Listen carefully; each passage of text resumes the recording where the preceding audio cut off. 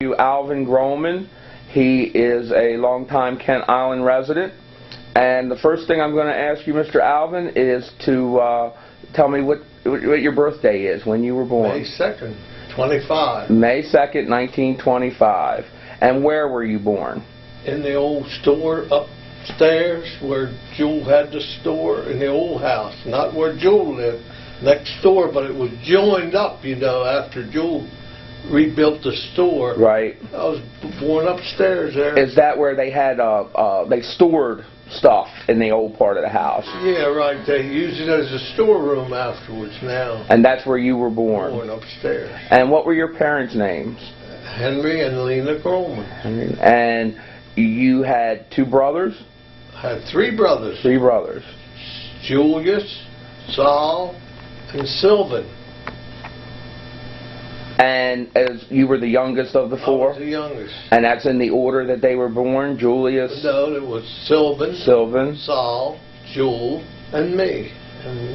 And therefore you got the nickname Baby. Baby. Well, some of them used to call Jewel Baby. Is that right? Some of the council boys, I don't know whether you remember Frank and Curly or none of that. That name, Frank Council's familiar. Yeah, he used to work on the county road. Right, Frank. Probably with Peggy's dad, Captain Earl.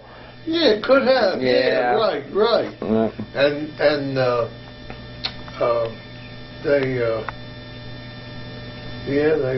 then I was called Baby.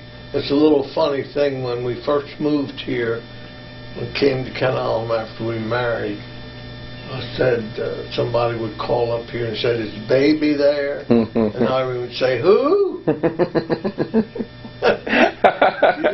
Didn't know any of that. Baby. Where were your parents born?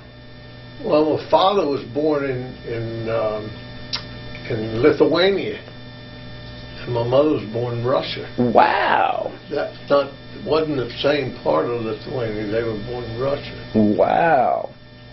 So they came over? Came over here. My father came over, the last one, with my grandfather and grandmother. Do you have any idea what year that was? No, you know, my sister's got all that down, and I don't. It was probably in the late. Well, let's see, 19. My dad lived to be 95. It was in the late 18. Wow. So you had three brothers and a sister? I got a sister, 91, lived in Hawaii. I didn't know that. Yeah, Eleanor. She's 91. Wow. Sylvan's 88, lives in Pittsburgh with his, up there in his assisted living. His son lives not too far from him, that's why. Do you see Sylvan much, or? He calls me every week. Does he? Now, I'll see him next week, well, the 9th. His grandson is having a bar mitzvah, so we're going up, the girls. Oh, good. And you've been to Hawaii to visit your sister as well. Twice. Yeah. Oh, that's neat. Yeah. What does some of her kids live out there? Two daughters. You remember Eve? Yeah, absolutely. Okay. After my brother-in-law died, Jesse Solomon, after about a year, they moved to Hawaii, she and Eve. And Eve, I saw Eve, and then she has a daughter, Esther, another daughter, Esther. She's been living there before. Now, you mentioned before we turned the camera on that there were, at one time, tons of Grollmans around here. There was, I bet you, was 50 Grollmans here then. See, there was my Uncle Joe, my Uncle Simon, my Uncle Ellis, and my father. They all had big families. They had 15 or 16 children. Wow. Where cousin Philip had some children. There was another Louis Grollman lived in Cox's Neck. He had children. And then there was Harris's were here, and they had children. Wow. So it was a numerous amount of. Grollman was a common name, like Jones and Smith. Isn't that something? I would have never guessed. I would have never known that. It's one left. One left. Yeah, isn't that something? Now, do you back then were they all farmers or? Well, yeah. See, Papa had this farm.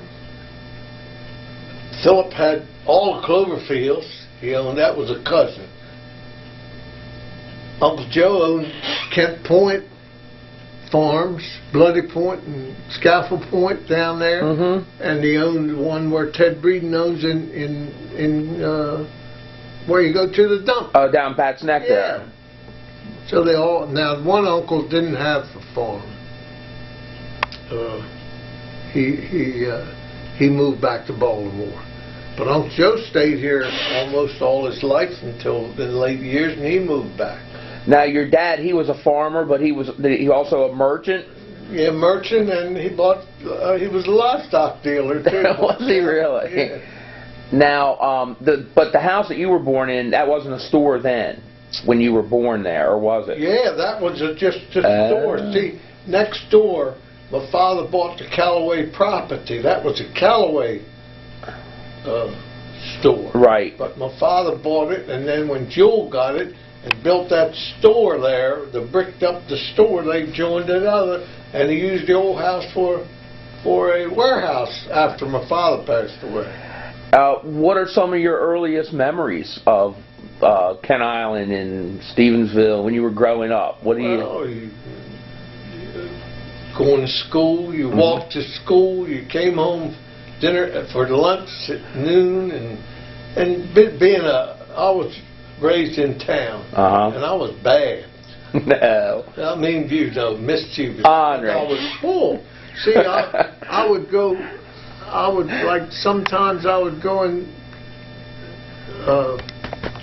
in the different stores, you know, and the people would give me a penny or something to go buy candy, and then I used to worry Addison Franham to death when he had it. I'd go in there and ask him if he had Prince Albert in a can. And he'd say, yeah. Well, I said, why don't you let him out? And then he'd say, baby, go and get the hell out. And then there was an old fella that the Craze, you don't remember that. No, sir. Ray Ewan's mother was a Cray, Katie. And John Cray worked for my father. He used to drive his truck for him before us boys were old enough. And John Cray would put me up to all that stuff. He'd say, Babe, go in there and ask Addison Franham if he's got any persimmon ice cream. And then he'd say, get the hell out of here. John Cray put you up there, didn't he? How old were you then? Like just a little boy? Like 5, 6 years old, 4 years old, whatever. So you were spoiled? Oh, man, I was spoiled. Because you were the little one? Yeah, that's right. Everybody's spoiled. Your brothers looked out for you? Well, yeah, they did. I was so bad. Because I used to, when I was bad, I'd lay down on the floor. My mother would take a broom and sweep me. She said, I'm not going to whip you. You're going to get your hard knocks out. And I did. So you went to Stevensville School? Yeah.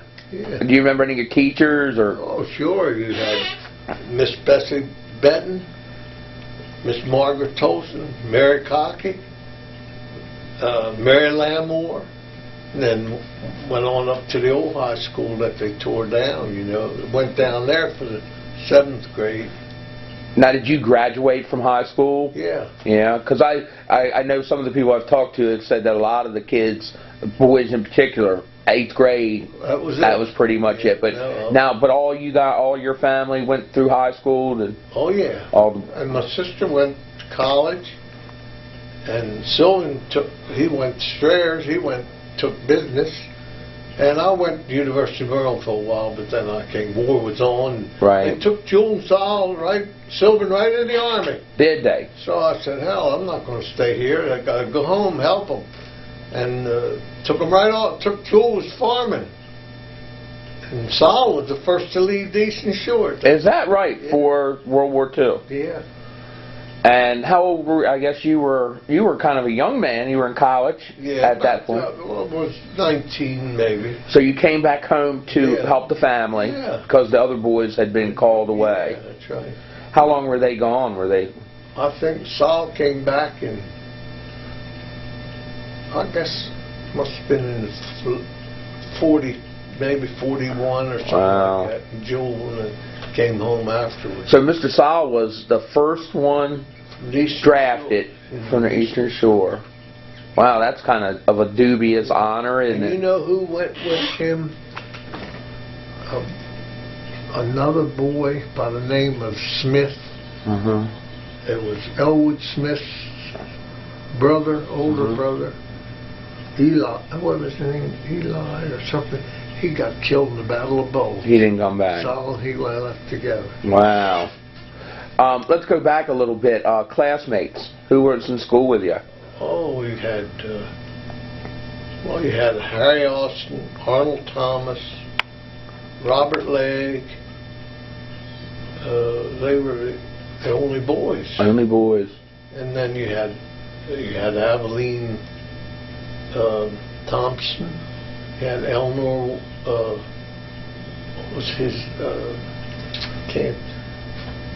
Eleanor.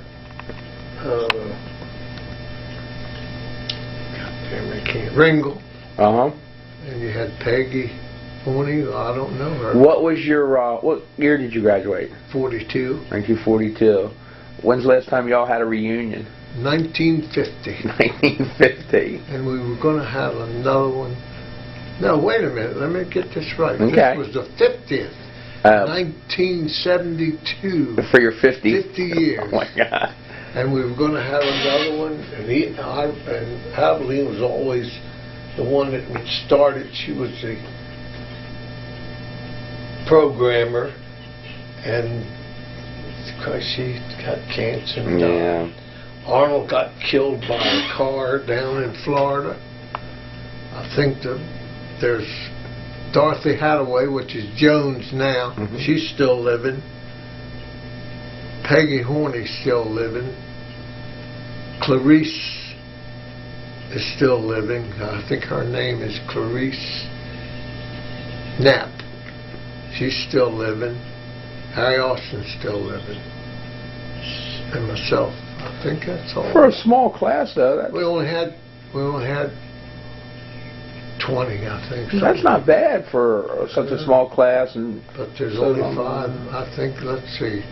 And the other girl. There was a girl by the name of Isabel Hoxter. She passed away. And Aveline's gone. And that's about all left. 5 of them. So a lot of time's passed, hasn't it? Yes, indeed. What about a religion? That was an important part of your family life? Yeah, that was. See, we kept a Jewish, strictly kosher home, and all of us did because their parents had it. We were raised Orthodox. Now we're more of a conservative. And we kept I still got it. I don't use any. You still keep a kosher home? Yeah. And when Irene and I got married, we kept it because my father and mother could come up here and eat. Right. Where did you all worship? In Easton. Well, Easton mostly. Synagogue in Easton? Yeah. That's the family synagogue? Yeah. Oh, see, my father helped to start that down there years and years ago. When they started to have a group to form a synagogue, and then they. So your dad was one of the founders. One of the founders of the synagogue. What's the name of the synagogue? B'nai Israel. B'nai Israel. And there weren't many other Jewish families. Not here. Not here on Kent Island, anyway. And you know, there are a lot of Jewish families here on Kent Island now. Right. Absolutely. But they don't. Some come to the holiday, high holiday. Right. But we're the only ones sending our grandchildren there from Kent Island. There used to be one down at Romancoke, near Romancoke. Used to send them, but don't see any. Did that ever present any difficulties being such a minority? No one ever made a big deal of that? You have it in the city, you can have it, but we never had. They thought my father was somebody, you know. Right. He was honest. He used to deal with the other farmers, and there was never a controversy over. Oh, that's money or dealing. Right. Sometimes he would some of the farmers wouldn't come in and collect their money for the whole year. He'd buy cattle from them and stuff like that. No kidding. Yeah. And so they, even though your religion, we were a minority in the religion-wise, it was never an issue. No, not here. Never had any trouble. So that just goes to show that people here love you for who you are. That's right. Yeah. Respect you for who you are and the way you treat other people, as opposed to those things that... The colored black people like Jewel. Yeah. They thought the world of it. And you know, there was of course you don't remember this, down at the, Fredericktown, where near the dump is, there was a fellow, a colored lady, that Julie Bordley, her name was. She'd come up to the store and she'd charge things, and my father wouldn't worry about her because she came from a good family, you know. And she'd pay as she wanted to, you know. She'd always come up and pay. And she used to call my father, Mr. Henry's my white father. You gotta love that. Yeah. I know, even like with my grandfather, you know, and even us, when there was nothing like hanging around that store and seeing the way that people responded to you guys, you know. Well, your grandmother on the, let's see, Coleman's. I worked in the Acme when I was 17, and she and what was Aunt Edna? Edna? She was a Harris, married to a Harris, right? Sure. Doc Harris. And your grandmother would have to go over and see my father every Saturday night. Would you come up there? Yeah, I gotta go see Henry. Gotta go do her deal and see Henry.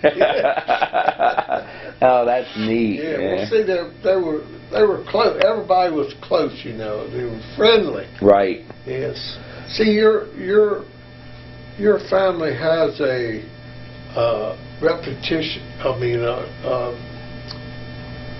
where you would friendly with anybody. Right. Yeah. And I think that you guys definitely had that, you know. Yeah, that's right. People think of you all as that way. That's right, yeah. And I certainly didn't remember your dad or any of that, but with you and Sal and Mr. Julius, who I knew, and then seeing your kids, right, and the way your girls are, and the way Mark and Lisa, that's right. it travels down. Yeah. What were holidays like for you all? Well, when they during the Jewish holidays, before they had a synagogue here, we closed the store up and went to Baltimore and stayed with an uncle. And my mother would go stay with my sister. During the holidays? Yeah. Yeah. Because there really wasn't any way to celebrate Not your here. holidays here locally until the synagogue. Now, when you have Passover, we have Passover in the house. See, for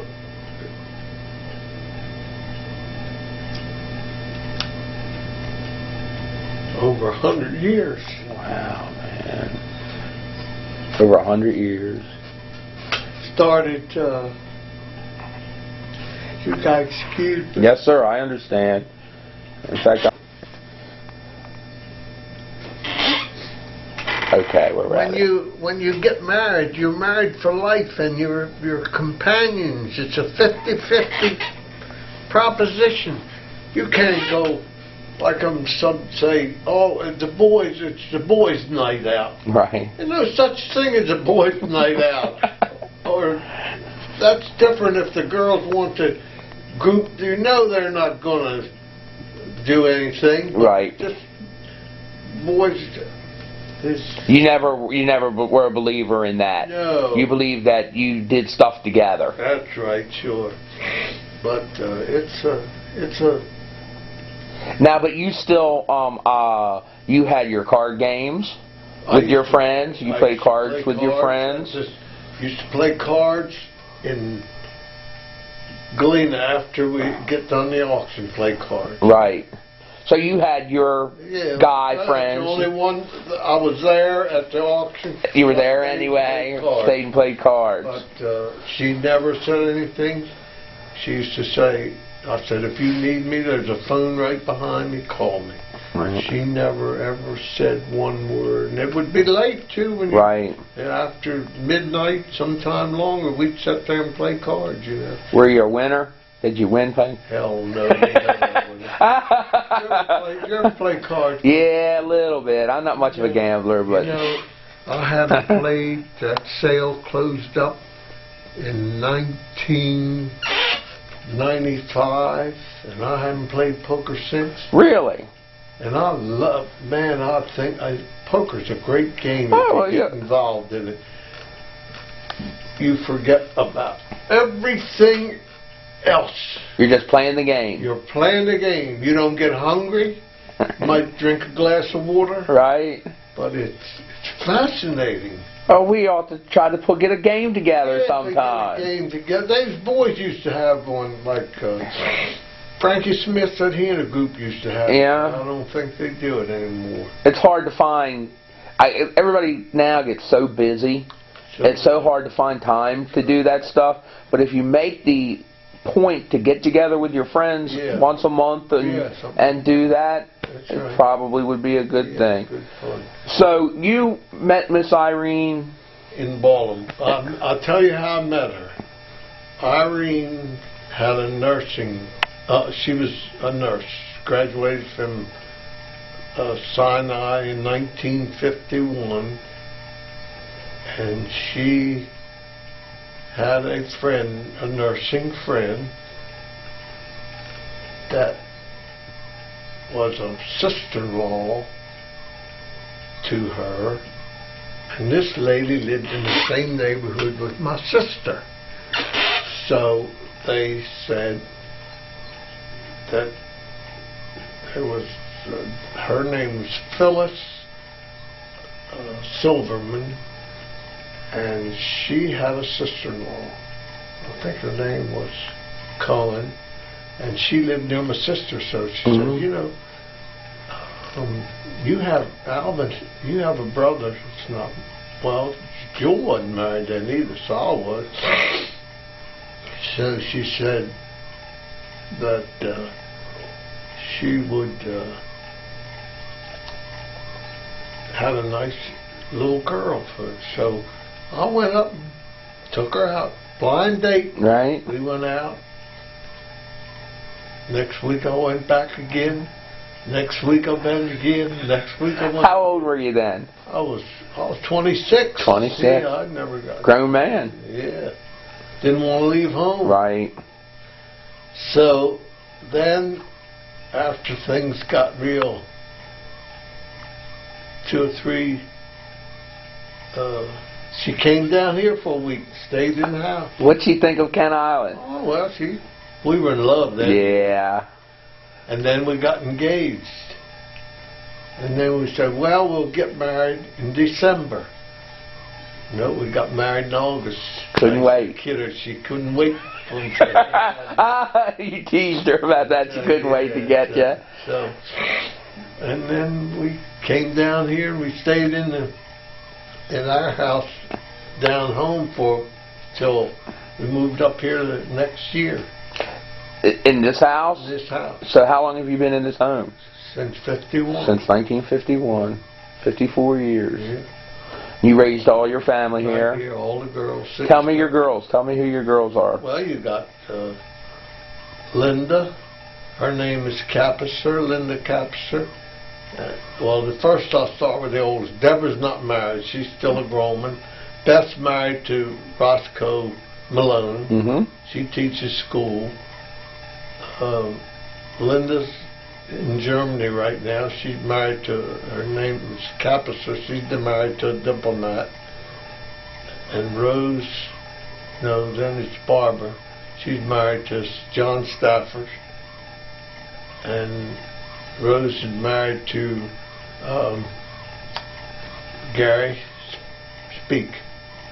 And Leslie is single. Well, she's a divorcee. Those your girls. Yeah. That's the family. Yeah. Now, when you got married, that was 50. When I got married in 1950. 51. 51, you got married.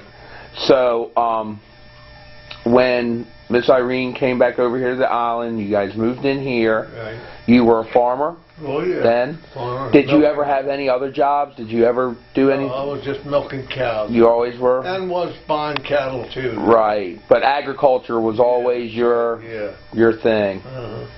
And so you start having the girls here. Deborah was born in August 8th, in 1952. 1952. 1 year after we married. That's neat. And the rest of your family was all around in the area. And Miss Irene work? Yeah, she was a nurse. Nurse. Yeah, she worked for a while. She started back working after the last baby was born. And because Deborah was 16 then, so she'd take care. And then she worked at St. Agnes for a while. And then she worked in Chestertown as a nursing home. And then when they opened up the Meridian in Centerville, then she worked there for 17 years. Wow, so that was her occupation. Yeah. She was a nurse all those years. Yeah. I never realized Then that. she retired from there and went to work a little while for senior centers. They had to have a nurse there in Graysonville. And then she retired. Well, she stopped working there, and she used to work down here at the what the hell do you call the thing in the Narrows? The Welcome Center. Yeah, the Welcome Center, and she loved that. Did she? Because you'd meet all these people. Yeah. She really was. She loved that. I guess that's a good example of the changes that have happened here in the area. Yeah. People now, that's tourist destination. Yeah. I guess in some ways it was back in the old days with the Love Point Hotel. Where people used to come down to cross the bay on the old Smoky Joe or whatever. Do you remember much about the old hotel? Yeah, I used to travel on that boat. Did ya? Midnight sometimes, carry a load of poultry or livestock and go. Would you take it up to Baltimore? Yeah. Where the Harbor Center is now. That was Pier 5. Go right in there. So that was a way for you to sell your goods. Yeah, that's and right. market. We take it up there. Yeah. And so the Love Point Hotel. What other recreation? What did you guys do for recreation when you were younger and as? You didn't have. There wasn't a whole lot of time for that. Played baseball. And things like that. We used to. Wintertime we'd have a ball. Right. What would you? It used to get cold here. We'd have fun ice skating. Yeah. We'd have fun ice skating. Ice skating. Yeah. Where would you ice skate? Well, you know where the causeway is going over the bridge. Yes, sir. That was a big pond. Really? Oh man, you get out there and skate. You'd have 50, 60 people out there. Make a fire on the edge of the pond. Right. Old wood or tires, you know. Man, that would be some sport. Now, was it because you had in the winter you worked so hard during the rest of the year that winter was really the time that you had any free time? Well, yeah, that's right, because see, it was all the farms here then, and the kids had to work. Right. Get out of school then sometime 1st of June, set out tomato plants and then corn, you know, and all the kids worked then. So really there wasn't like a time where you were a teenager with no responsibilities. Once you got old enough to work, that's right. you worked. It's like the watermen. As soon as they got big enough, they carry them out on the water and catch oysters and crabs and everything, you know. Now, what about like you mentioned movies? There's a movie theater. There was an old movie theater. My mother used to go to movies down there. Down to where John Duty's body shop is? That was There was a theater there? Yeah. No kidding. It burned up, burned down. What? Any idea when that was? What years? No, I can't. Now, Melvin could have told Melvin, you. tell us that.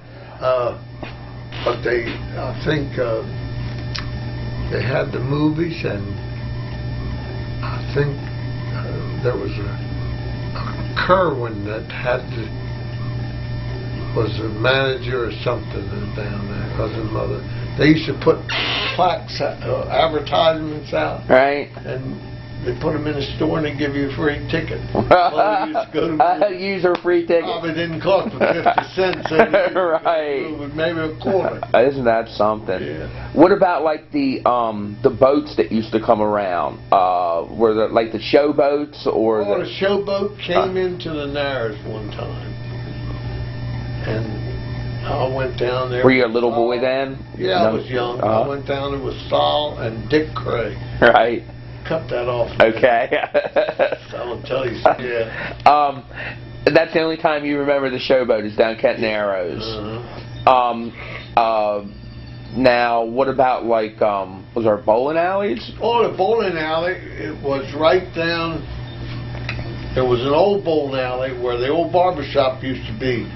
Buck Sensley had a bowl, but I don't remember using that bowling alley. Right. But down where no place is now, used to go down there and bowl and shoot pool. And shoot pool. Yeah. Were you a good bowler? Yeah, I was pretty good. Good bowler. I could shoot pool. Pretty good pool shooter too, huh? Yeah.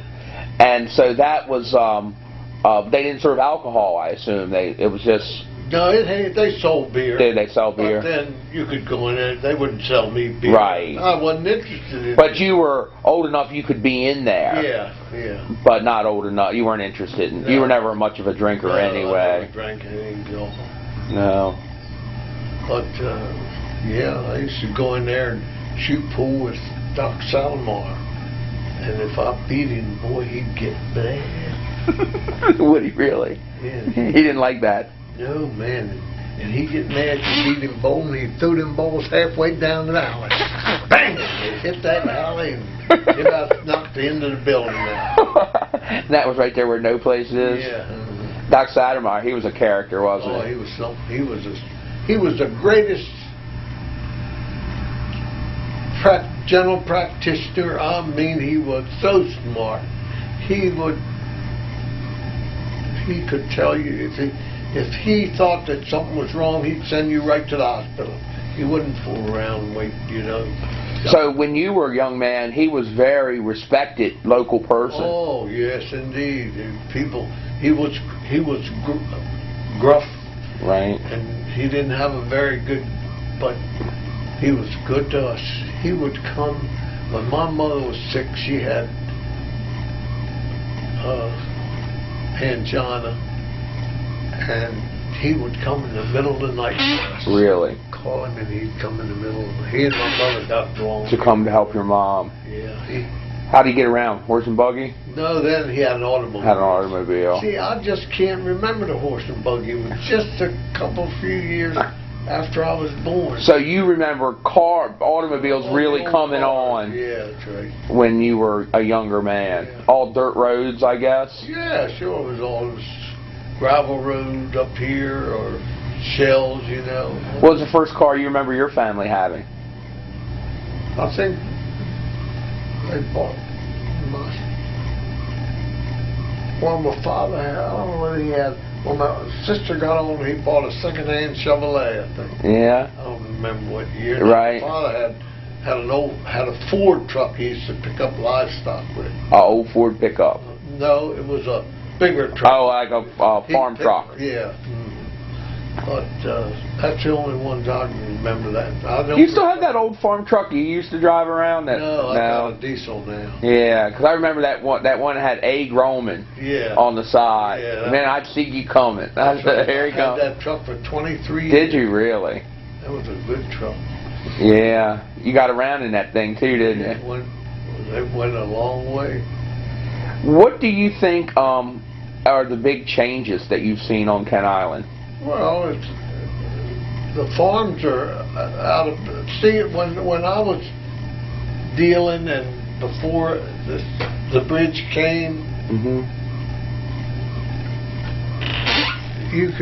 there was probably 100 farms here, and all of them were productive. Right. See? And everybody had cattle, sheep, hogs, poultry, and everybody was self-sufficient. Right.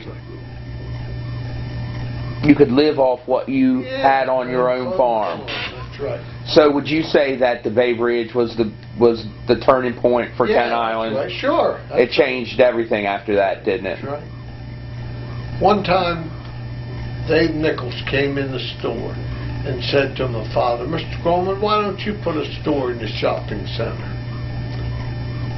So my father said, "Well, you let me put a store down there like this one, right, and I'll do it." Oh, no, we have to have everything, just one thing.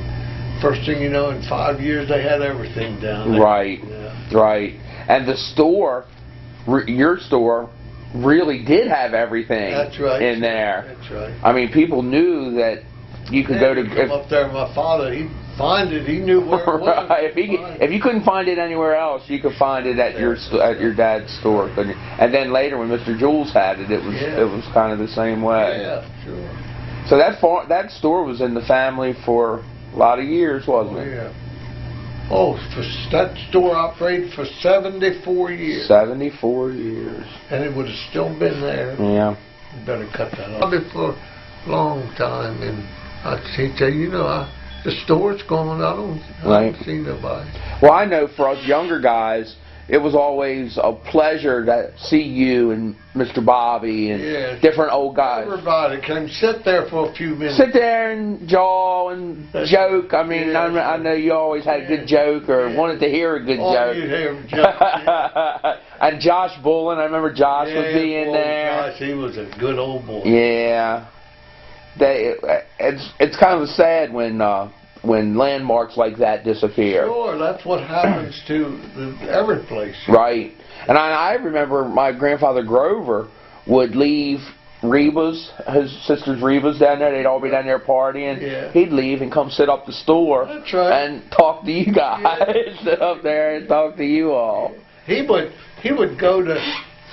ride to Philadelphia with the boys. Really? To haul poultry up there. Oh, I didn't know that. Yeah, 2 or 3 times he went. Because they were originally from up that way. Yeah, that's right. Captain Jack was originally. He had a friend, a Jewish fellow, was a friend of his by the name of Apple. Really? Yeah, he used to come down here. No kidding. Yeah, I didn't know that.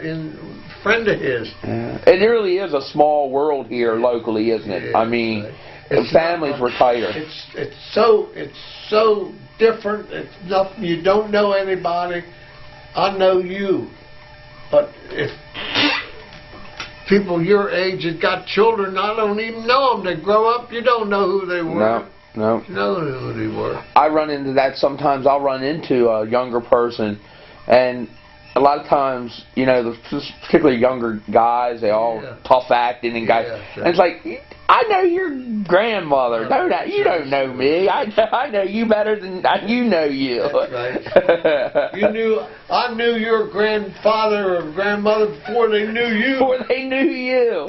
But it's hard to tell because you don't know any. You don't see people anymore. Don't know them. I mean, they grow up. You see them, and the kids are different. I mean, and their kids haven't got any discipline.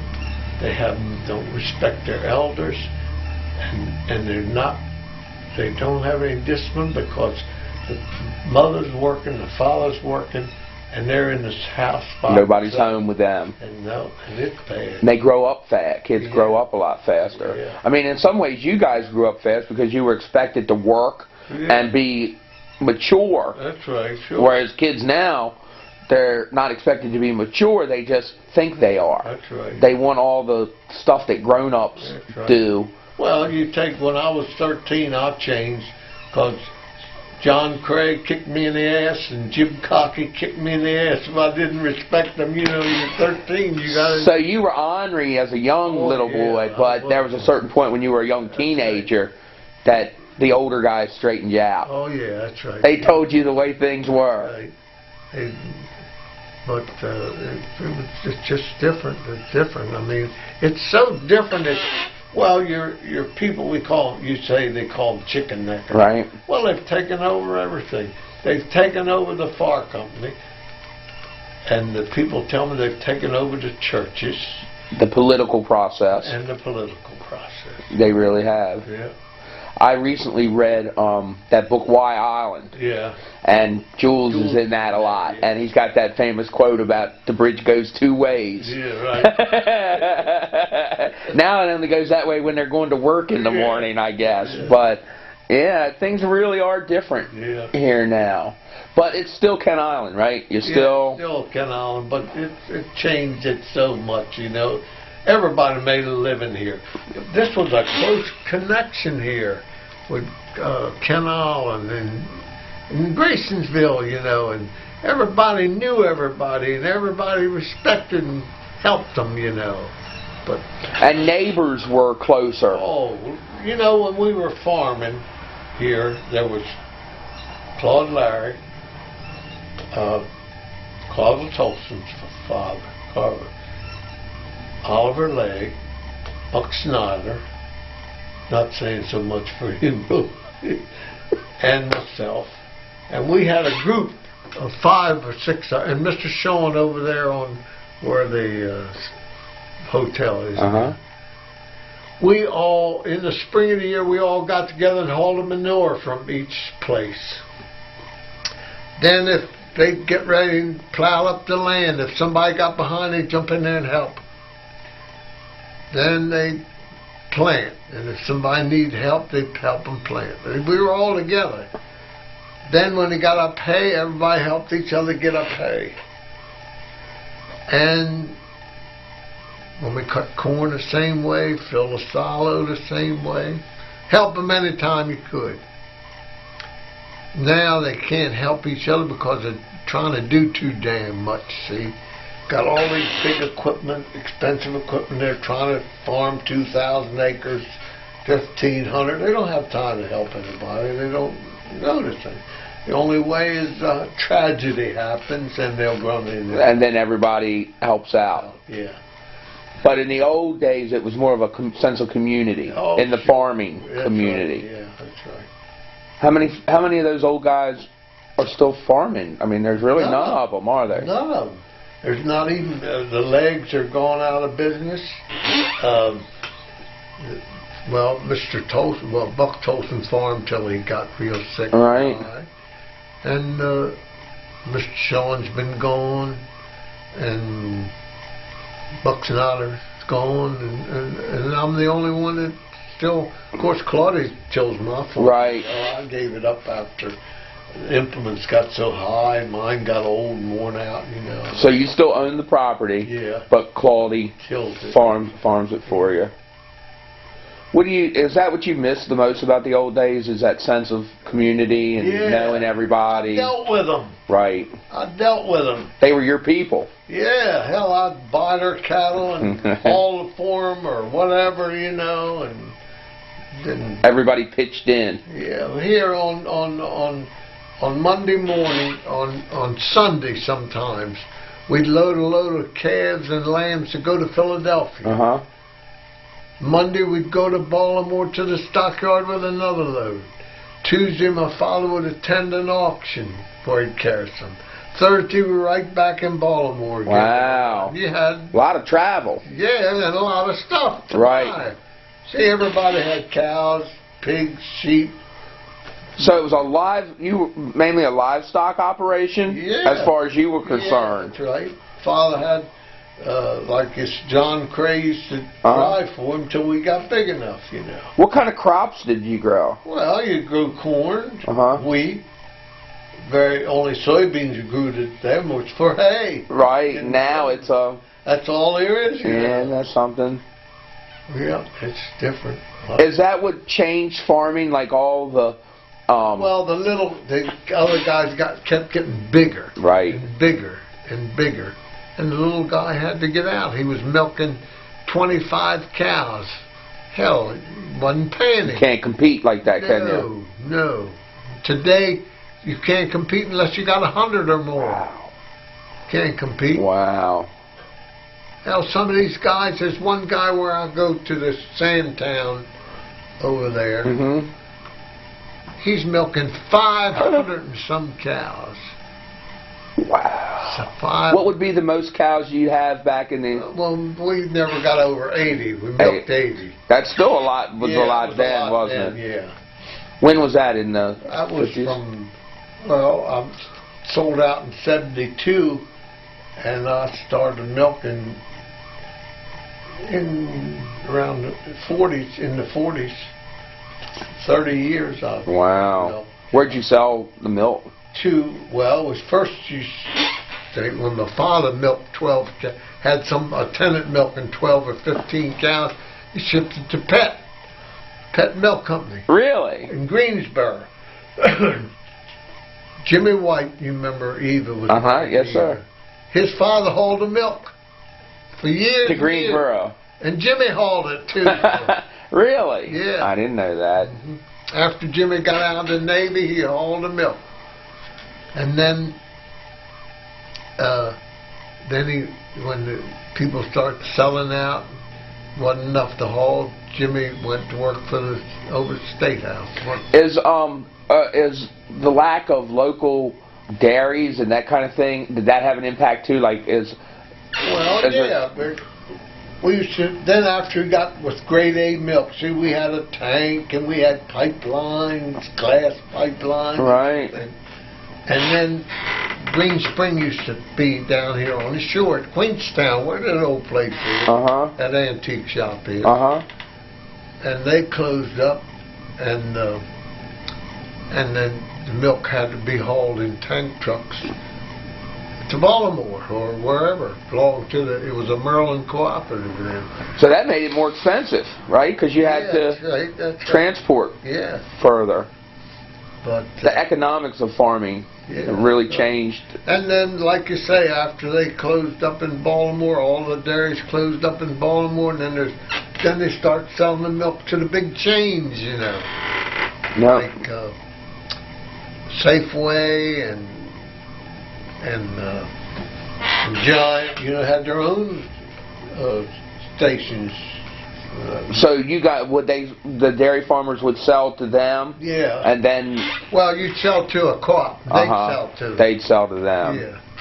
So really that corporate mindset really changed things too. Oh, yeah, that's right. There's no really small farmers anymore, are they? There's some of these Amish milking 30 cows and whatnot, but... And then they sell them in their own... They sell milk to big companies. Oh, they do? Yeah. There's mostly co-ops now with the milk. Of course, some of them sell direct. I think that there's a big guy up here to Massey by the name of Jones. They're milking 1,200. Wow. 1,200. That's a lot of cows. A lot of cows. Well, this guy in the state of Washington who had that bad cow disease, he's milking 3,500.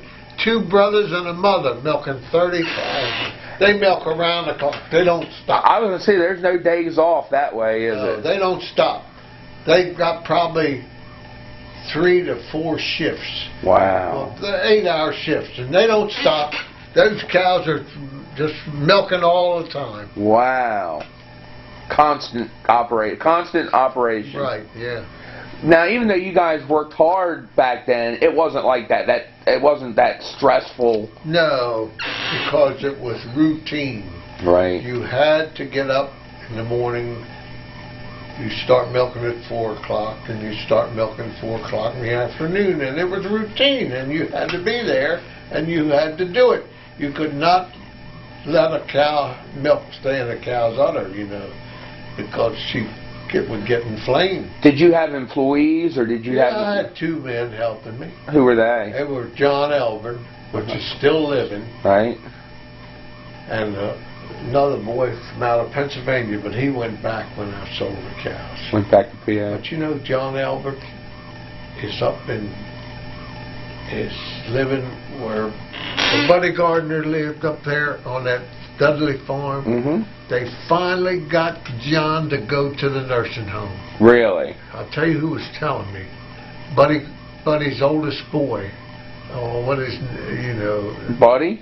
Buddy's oldest boy, you know. Buddy Coleman? No, Buddy Gardner. Oh, right. Yeah. Bill. There was a house up there right across from Friel's Cannery. And that's where they were living up there, because I went up to see John, and he was bad shape. And then Buddy died, you know. Buddy Gardner died.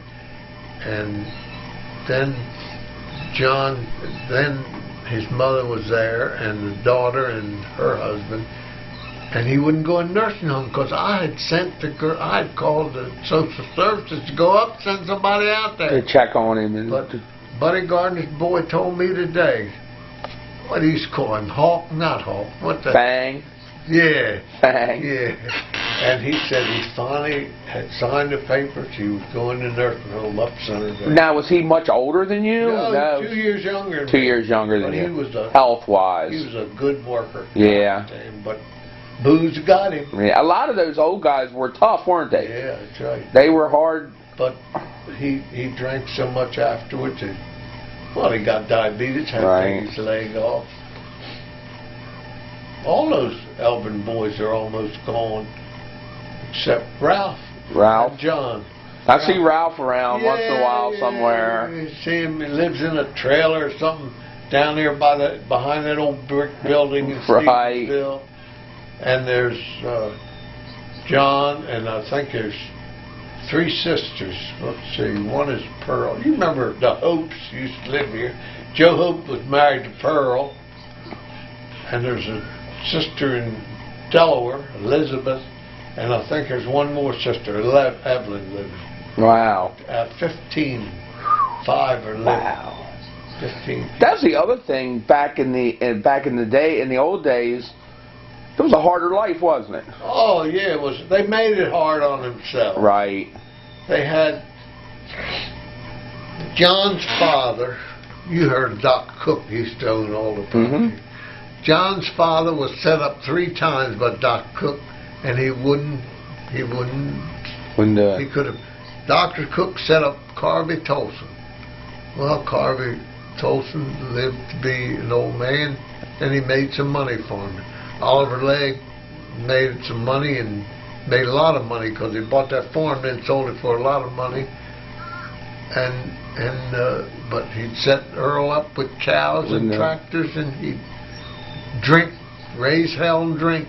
So if you weren't born to a family that was already in the farming industry, or like your family already had farmers in it, then there was a way to get in it if someone would set you up. Oh yeah, if someone would help you out. If you had the money enough too. But Dr. Cook would set them up. He would give them opportunity to. And Carvey Tolson, Buck's father, and Oliver Legg, John Legg's father, took advantage of it and came out on top. I'm going to wind things up here. Got a couple minutes left on my tape. That's all right. What's your favorite part about Kent Island? What's your favorite thing about Kent Island? Or what do you really love about Kent Island? Well, you knew everybody, and it's a nice place quiet place to live. It was. Right. It's still, for me, it's still quiet. Yeah. I don't have anybody. The only thing don't bother me, but they're going to kill themselves. These bastards will go out here doing 75 mile an hour on that long stretch, and one of these days, if they don't stop it, there is a bank out the end here, out the end of Grollman Road, the bank where those people live at.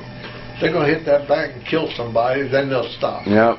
But until them 2 of them last year, Brett, went down the shore. Well, it's 1,000 feet out here. Right.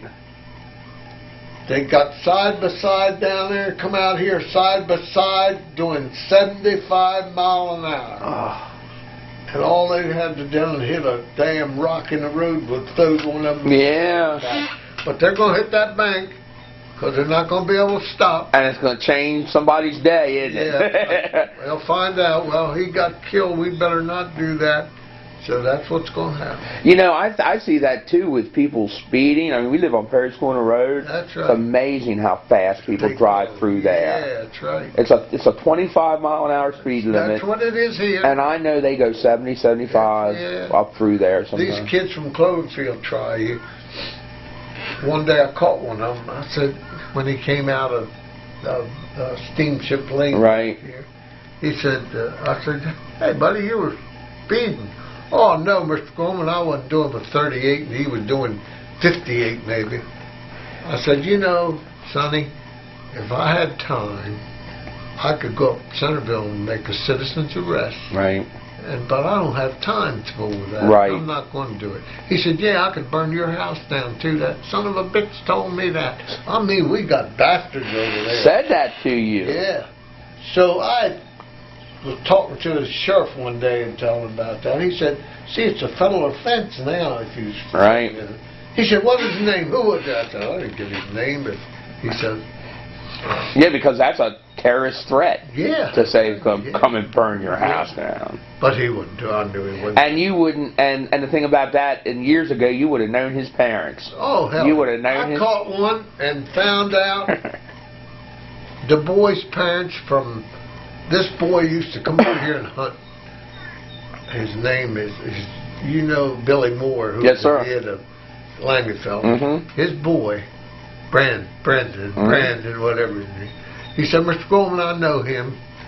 What's his name? So I called his father up, and goddamn, he didn't come here and apologize for driving out of here. See that? So that shows that people still have that inside of them. That's right. They know what the right thing is. Right, sure. And sometimes it just maybe they got to feel it to do it. You know, because everybody, like you said, everybody's so caught up in moving fast and not thinking about the other person. Everybody's in a hurry. Everybody's in a hurry. Nobody really thinks about others. No, that's right. They don't have that. Whereas back when you were growing up, it was different, wasn't it? Sure. You take over there, Cloverfields, there was a policewoman who's retired now. I knew her. Her name.